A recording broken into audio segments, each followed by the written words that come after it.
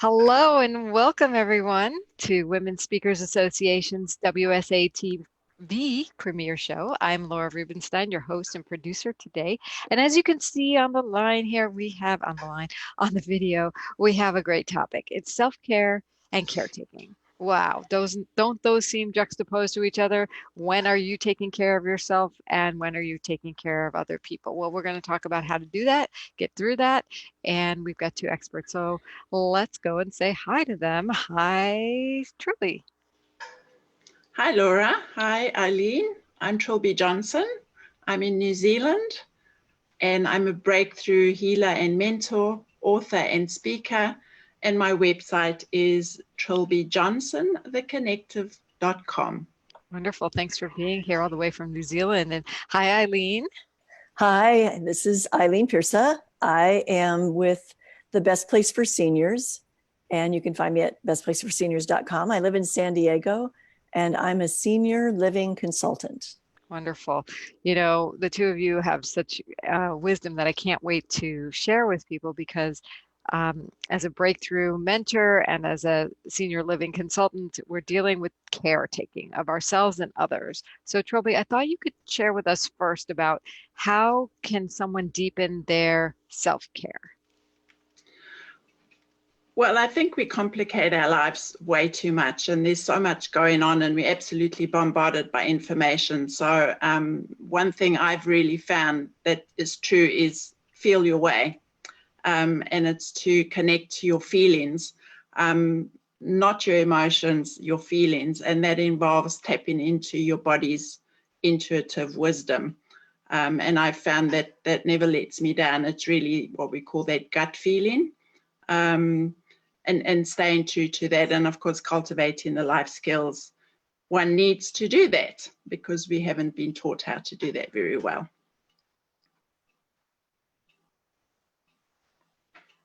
Unmute. You said something, thank you. You said something that intrigued me. You're not talking about emotions, you're talking about feelings. Yeah. Can you distinguish that? That went by so fast. I don't know if other people caught it, but that sounds like a golden nugget there.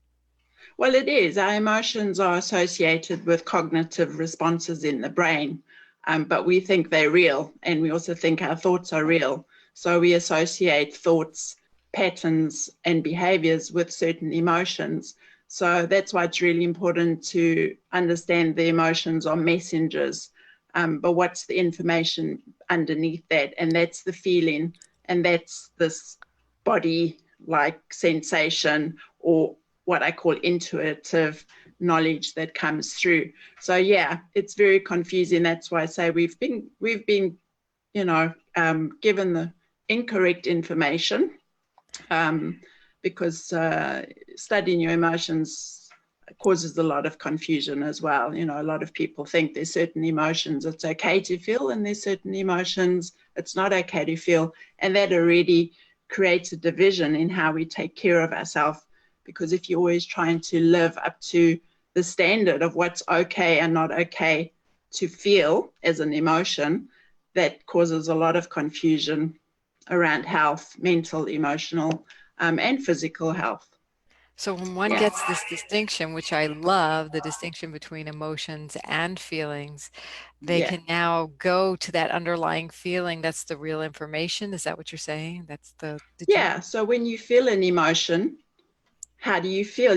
There's a part in your body that you're actually feeling this. And when we do neuro-linguistic programming, for example, they can really hone in on this, or just asking yourself the question, where do I feel this? And because we keep it, we call it cellular memory, and we hold this information in parts of our body, and you can often see this with people who've injured themselves. There's a lot of emotion, trauma around the event. For example, people who repeatedly hurt themselves in the same place. So there's a lot of emotion around that. And once you can clear that around that area, often the issue resolves itself. Very cool. Thank you for that deeper explanation. I don't know how many people go that in depth. So caretaking is about going beyond the emotion to the feeling, which sounds so new to me, but yet it's so familiar. I love that.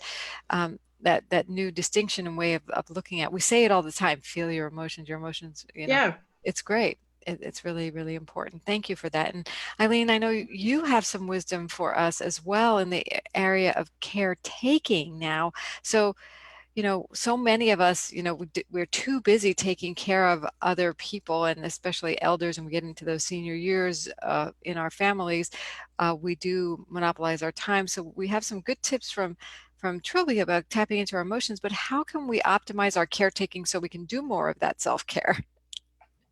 Well, it's interesting to be able to do this with you, Trilby, with what you're talking about. There's nothing more emotional than taking care of a loved one and not knowing what to do. Because as people age, and whether it's taking care of your spouse or your parent, situations where people are taking care of aunts and uncles, there's a lot of emotion to it. And so, where I get to help people is to sort through the logistics of how to do the caretaking. Of course, people want to be at home for as long as they can, but when the time comes that the caregiving needs are so high that they need to go live in a different situation, then I get to help them with making those decisions and looking at those things. And people just don't even know where to go with all of that. So where would you recommend they start? I mean, what are some tips you could give them? Well, I think one of the things is to turn to an expert like myself who really understands the industry, who understands the different programs and resources that are available. There's things for veterans, there's things for people with dementia, there's all kinds of different, places that could potentially get money. And so the first thing that we always do right nowadays with technology, it's so great, but go look online. And I just want to caution people about doing that, because once in certain situations you put your name and phone number and email on there, you maybe get caught in a web with certain programs that are really about making the money. My service is free. I get paid when I place somebody I get a referral fee. So you want to be really careful with what you do, but find somebody who's truly an expert that's going to walk you through every step. That's what I do, is that I will help you think through what's your budget, and not just short term, but also long term. And what are the needs and the care needs? Where in San Diego County would you like your loved one to live so that they're nearby to you? And then I go and preview all of these places and look at everything and save you all of that, and just bring the top choices to the family to look at. Would you agree that, sometimes people don't even know what's available to them? I'm hearing you say I'm in San Diego County as well, and I'm like, yeah, there's a couple of assisted living places, but what are there other options, Yeah, there's so many different places. I never even knew that there's such a thing called boarding care homes or residential homes. So they may have 6 bedrooms or up to 15 usually. Most of them are about 6, and they have 2 caretakers around the clock. So somebody with high care needs, you get a much better ratio of care in a place like that. And of course, there's always independent living, assisted living, and then memory care when you have somebody that has dementia or Alzheimer's, that really specialize in understanding and knowing how to deal with people that have that disease. Yeah, it's really important to know the options, and it feels like there's more options out there, and maybe even more budget-friendly options, from what I'm gathering that might be, if they're smaller homes and things like that. Is that correct? Exactly. And everybody does their pricing a little bit differently. And that's where using an expert like myself, you can have that person go with you to do the tour, do with you to ask questions. There's so many things to like, now, is this included? Is this excluded? It's like, so people are like, whoa, there's so much to know. And here's what I love about what you do and what you're teaching us is that you can take care of yourself by getting help yourself to help figure out what that caretaking should be. So it's really about how important is it not only to take care of your family member, but yourself in the process, so you can be the best caretaker and get the best options for them. Right, right. And Trilby, you having given us the resource of the emotions and the feelings and recognizing it can be a simple process. Man, wouldn't it be nice if taking care of ourselves and taking care of others is actually a joy and stress reducing instead of stress producing? I think we're onto something here in this show. Uh, we're creating a new paradigm around caretaking and self-care. So it doesn't have to be just about, oh, we got to reduce the stress. It's about how do we just be in a low stress life, you know?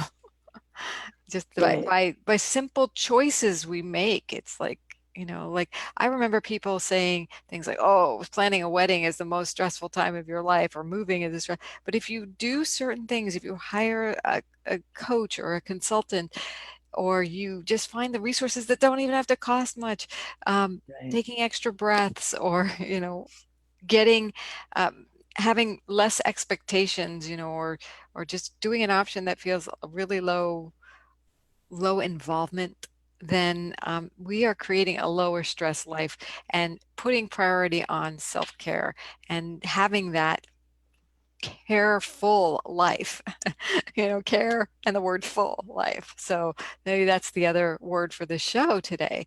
So I want to learn a little bit more about each of you and who you work with and what you do with them. I know we've heard a little bit from each of you, but Trilby, why don't you tell us about who do you mainly work with and what do you do with them? What's your mission? So I tend to work mostly with women and age 35 to 55. I tend to work with people who are experiencing often health issues and who've often gone down the traditional medical route and have actually run out of options. And they're often quite desperate and frantic because they know they have to do something or they want to do something and they're looking for the resources to do that. Yeah. Wonderful. And do you have a story of how you help someone do that? Yeah, many times it just starts as a conversation, actually, because mindset plays a huge role, and it's often invite people to listen to what they're saying, you know, because the words we use are a mind map. So I would have a client come and we would just start talking, and I ask questions like, what if that wasn't such a bad thing, or, you know, is there some way you can turn that around? I also find actually I do quite a lot of body work, and when I do that, I found that actually explaining to people what I'm doing or kind of helping them connect the dots actually helps a lot, because a lot of people don't associate those feelings, those emotions, with what's happening in their body and vice versa. And so a lot of times people come with anxiety. So there I do, again, as I said, it's often simple in the sense we have everything we need. It really is true. And just to remind them to breathe, because I know when I had my panic attacks and I was on medication at the time, the only thing left to do was just breathe. And I know people roll their eyes like, oh, there's another one on about breathing, but it really works. And it's really the only thing that's effective, because when you consciously breathe and notice how you breathe in and allow the body to fall into that space where it can breathe, then you slow down your responses. You know, you slow down that limbic system in the brain that's, you know, on full flight or freeze mode. It's often getting people past that. And then often their natural curiosity does knock in, which is really cool. And just, I think it's really important to show people another way. You know, and breakthroughs don't have to be huge things. Sometimes there are very big shifts, but it's often, I think, just offering people, you know, like Eileen does with her information, she offers people choices. And I think that's empowering, especially to people who are, you know, in a place where they're in pain physically or emotionally. And it's letting them know there is a solution and let's find it together. Yeah. Right. Yeah. I love that, how you can do you breathing and you can create a breakthrough. Breathe to breakthrough is kind of my takeaway for that. And absolutely. when you talk about breathing, there's all kinds of breathing, and some people just stop breathing, and some people are holding breathing, and some people are shallow breathing, and then there's deep breathing and yoga breathing and ujjayi Yes. breathing and counting through, breathing, hold your breath breathing. There's so many ways, but just encouraging people to do that is yet another wonderful tip for self-care and caretaking of yourself, and reminding other people. So thanks for the reminder, Trilby. And Welcome. Eileen, I wanted to come back to you and ask you a little bit more about who specifically do you work with, a little bit more about what you do, and if you have a story about how you've helped someone. Well, like I said, lots of times it's the children, and they're in their 50s, 60s, and they're taking care of their parents, sometimes spouses, sometimes aunts and uncles. And one that I had recently that was kind of the double whammy was having a father and a mother. So the brother and sister were looking for help. They had moved their father and mother, who were just fine in the community that they'd lived in for 40 years in the same old house and driving to the grocery store, but they take them out of that environment and brought them here to San Diego and put them in independent living because they've been living independently, but had no idea that the father was suffering from dementia, far greater than they knew. And the mom has got some mild cognitive impairment, but not as bad as the dad. So we had to look for a place to accommodate both of them. So memory care for dad and assisted living for mom.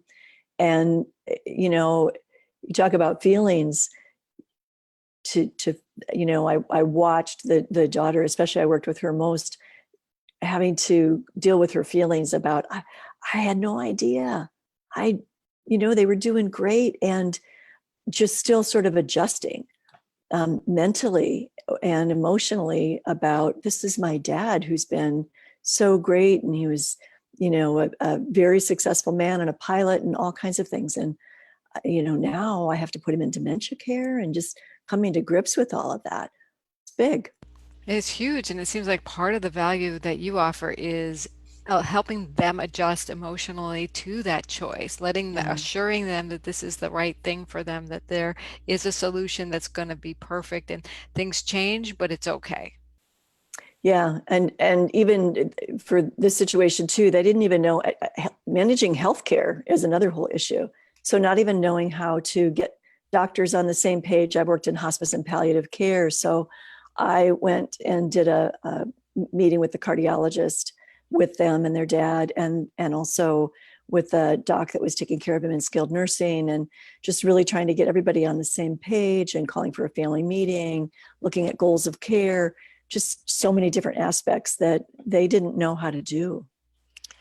And one of the reasons I love that you're on the show today, both of you, Eileen, is that we have this increase in the senior community of population. Yeah. And we don't know how to deal with it. And Trilby, your tips for helping people move through their own self-care as they deal with these life circumstances are invaluable. The two of you are such a golden combination for the golden years, for your own golden nugget. You've given us golden nuggets, and I want to thank you for that. And this is what Women Speakers Association is all about: is connecting and collaborating and finding the right resources for you, in addition to a whole host of other things, to bring your speaking and your message out into the world. So I thought I'd ask each of you, what is the value that Women Speakers is for you right now? Trilby. I love Women Speakers Association. I find it's one of the few platforms where women really do interact actively, because a lot of places people are just kind of sitting on the sidelines. And there's a lot of empowerment between women, and I really think that's important in today's world, as we move forward, to empower each other. And yeah, I just love the opportunities that pop up. And yeah, I think seeing every woman as a unique individual, I think that's really what I love about it. So thank you. Yeah, getting to know so many different people is, women who are collaborating, who are active, who want to engage is fabulous. So, Eileen, would you like to share also what you're getting out of Women Speakers Association and the value it is for you? Yes, the first time you had shared with me about the Women Speakers Association, I had the opportunity to actually meet some women, and it was just so inspiring. And I think that people from all walks of life with all kinds of skills so you can just learn together, and things that may or may not even be my interest, or I just feel like people really are rooting for each other and wanting each other to win no matter what you do. But also it stretches my thinking, so that it's like, oh, I hadn't thought about that, or oh, I could collaborate with you, or just help each other out in whatever way that we could. So like even meeting Trilby today, I'm like, oh man, when I'm working with people that are dealing with emotional stuff and their feelings, I need to send them to you, because that's not Perfect. what I'm doing in this job. Yep, it's perfect. The two of you are really a power combination that you may not have ever thought about before. So I'm so thrilled that you two came together. There's no accident who's on this show. It is completely random in a sense, but we bring to you these powerful women, and I just trust that the magic happens, and that's what happens here at Women Speakers Association. So if you're interested in joining us and tapping into that magic, bringing your message out, go ahead and check out joinwsa.com. It explains the membership level that is available for you to tap into what Eileen and Trilby have as well. So we will be back with another episode next week of WSA TV's Premier Women Show. And thank you again, Eileen and Trilby, for being here. Thank you. Thanks so much. Bye. Bye now.